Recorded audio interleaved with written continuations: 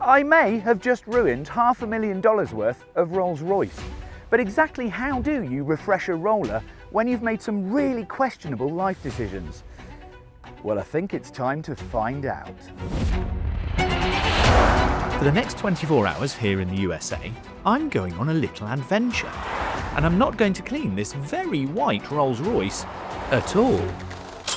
Then, at the end, the challenge is to make it glitterball shiny in just 4 hours with the aid of the Top Gear speed cleaners.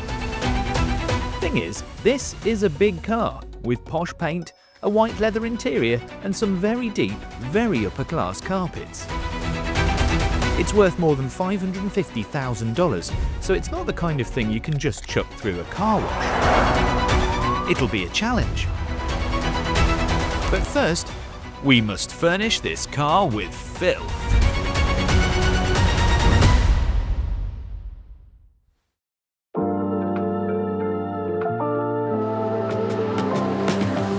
This has to be one of the best ever cars for a road trip. It's the fully electric Rolls-Royce Spectre Black Badge, Rolls' most powerful model ever. It comes with 659 brake horsepower and 102 kilowatt hours of pure waft. It'll do 0 to 60 miles an hour in 4.1 seconds and 329 miles on a charge. It also looks imperious.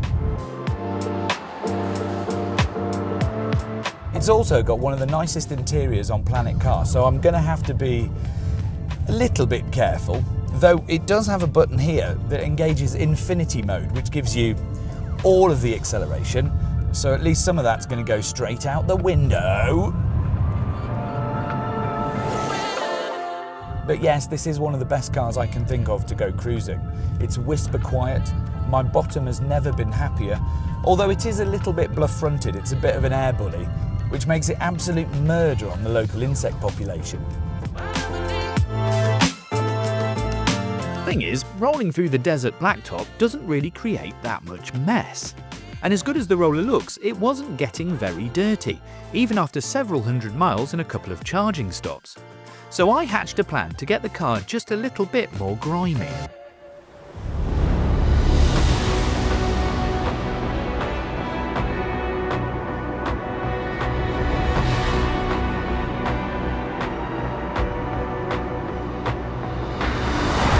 Yes, max attack in a £550,000 Rolls-Royce on a salt flat. It's so wrong, it has to be right. I'm 100 miles from the nearest car charger and even more than that from the nearest car wash. And this stuff I'm driving on? It's silica dust, basically powdered glass. It is the ultimate enemy of shag pile carpets and posh paint, both of which Rolls-Royce is quite famous for.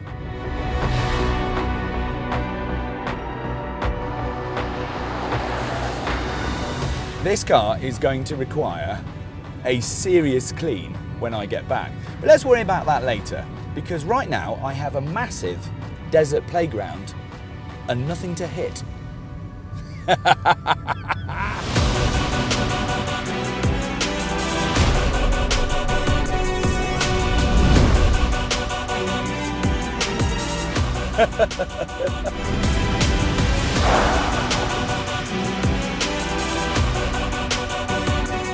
Out here, no one can hear you scream, and they're definitely not going to hear this, because it's a silent electric Rolls-Royce.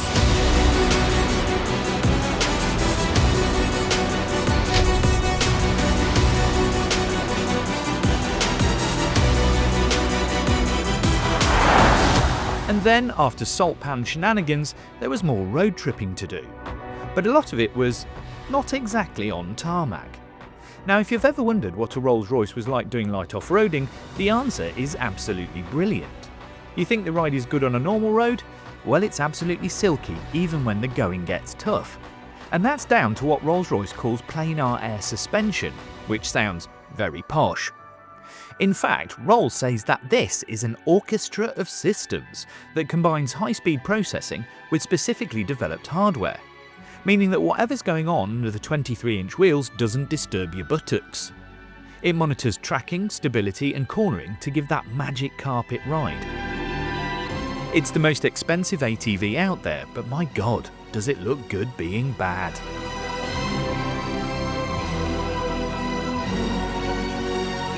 Thing is, dusty tracks in a roller doesn't half deplete your range, so after not very long at all, it was time to charge.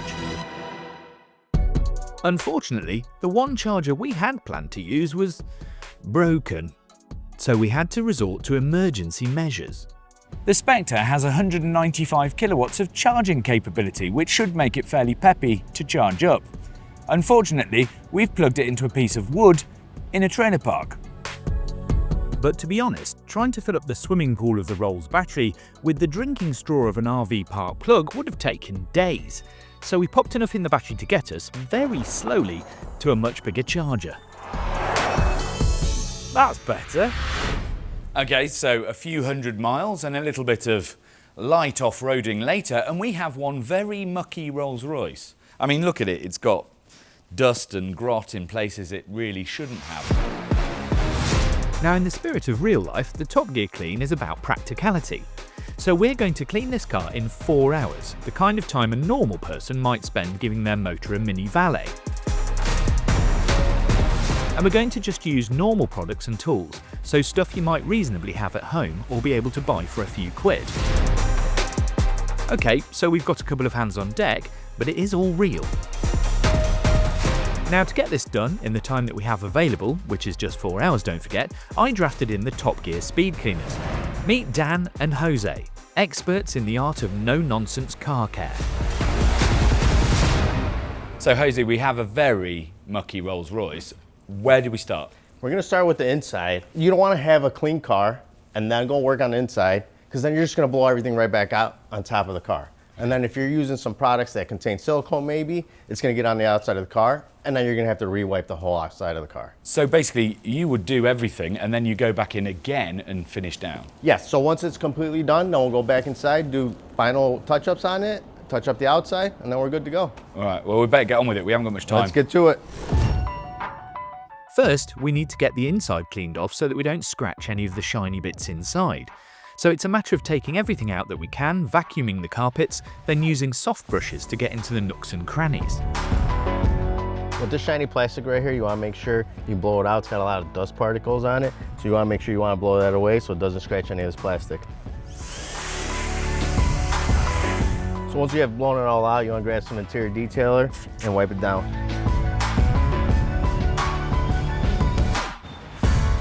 These carpets are important. You get 10mm Wilton wool carpets as standard, but you can get these 25mm Lambswool overrugs for that extra deep pile. And extra deep pile requires extra deep cleaning, and a lot of vacuuming, as well as a good beating. All right, so these carpets are obviously a little bit thicker than your average one. So what we're gonna wanna do is pull those out, give them a good whack, and vacuum them first. Then we'll move into the pedals, a little bit of the kick panels as well, and get this thing clean.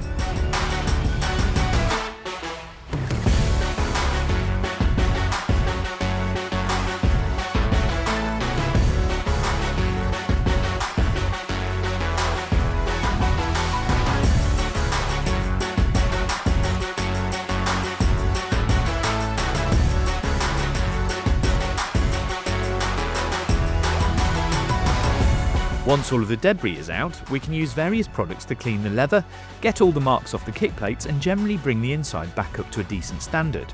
This takes a bit of time, but it is worth it.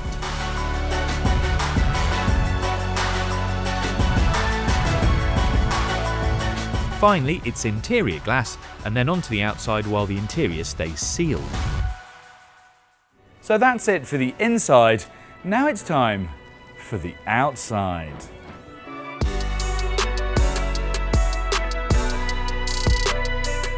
So Dan, you've done the inside. What's the first job on the exterior? We're gonna start with the snow foam. Obviously, there are a couple of points that you're seeing some of that shelving of some of the dust and things settle. So that initial snow foam is gonna go in, break that down, pull it off, rinse it, and then we're gonna do it one more time, be able to start cleaning. So you'll actually do it twice. Is that because it's a high dollar car? More or less, yeah. We're gonna be using a pH neutral wash formula, so that way, again, we're not hardening the paint, any of the clear coat or any fine touch points and stuff like that. But again, we really wanna focus on some of those areas where some of that dust and dirt is already caked up. The other thing we've got to deal with now, obviously a Rolls-Royce is famous for its grille, so how are we going to tackle this, Jose? So you picked up some friends along the way here. You got a lot of bugs here. So we're gonna spray some bug and tar remover, adjust the bugs, let it soak in a little bit, pull the bugs out, and then we'll start cleaning the bugs off. So what is this stuff? It's a highly polished stainless steel, so you gotta be very careful with it so you don't scratch it. So you don't just spray wheel cleaner on it and get it? Absolutely not. Right, well, let's do this. Let's get to it.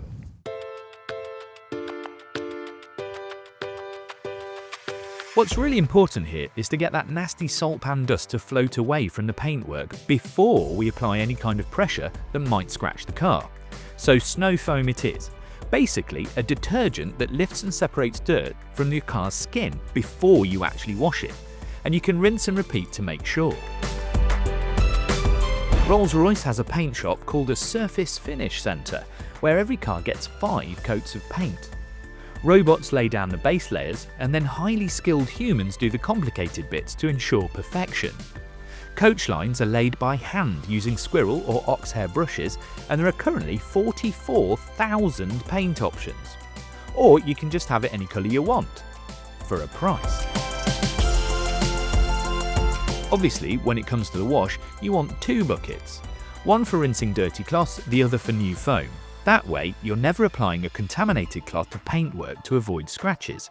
And be patient, no harsh scrubbing.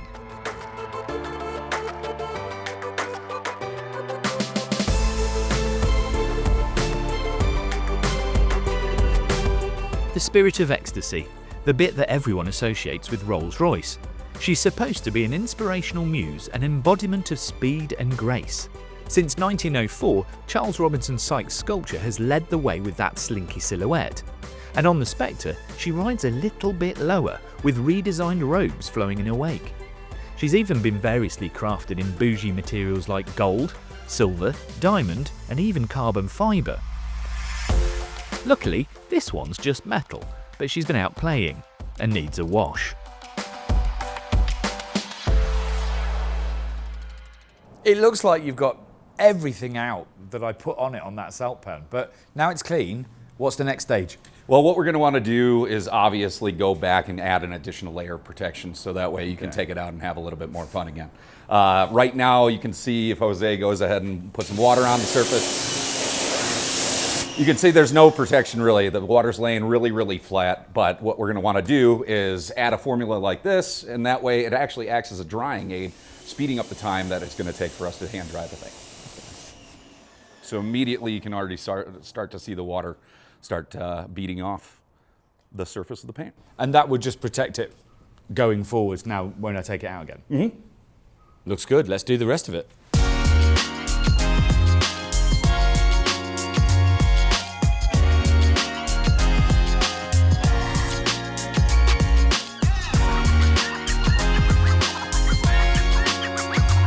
Just in time for one last run through to make sure there aren't any missing elements, and the car is done.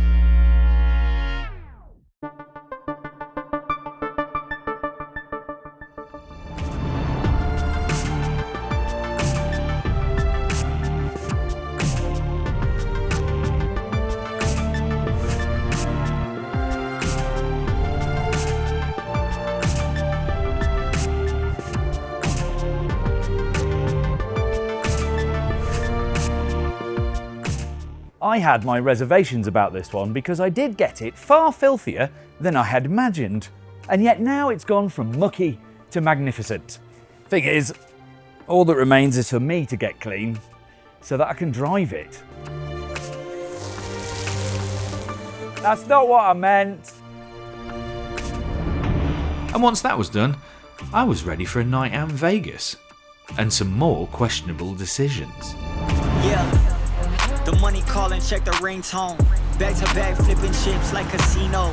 MVP, check the poll, can't be vetoed. They call me ice tray, too cold, need a peacoat. Still got the high hand, make it make sense. All gas, ain't no brakes when I lane switch. Got a ring with it, I ain't been the same since. If you talking money, man, we on the same language.